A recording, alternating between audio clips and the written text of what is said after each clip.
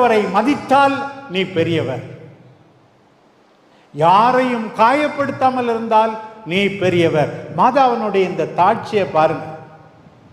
நான் கடவுளுடைய தாய், நான் இம்மாக்குலேட், பாவமே இல்லாதவர், எல்லாரும் வாங்க முட்டி போடுங்க என்கிட்ட அப்படின்னு மாதா சொன்னாங்களா? சொல்லலை. பாருங்க, உண்மையான புனிதத்துவம், உண்மையான பாவமின்மை பிரியமானவர்களே இதில் தான் வெளிப்படுகிறது. தாட்சியோடு நடந்து கொள்வது, இறைவனுடைய விருப்பத்தை எப்போதும் செய்ய தயாராயிருப்பது. இதோ ஆண்டவருடைய அடிமை, மது வார்த்தையின்படி எனக்கு ஆகட்டும், நான் எந்த வேலை என்னாலும் செய்வேன். எலிசபெத் அம்மா வயதான காலத்திலே கருவுற்றிருக்கிறார்களா?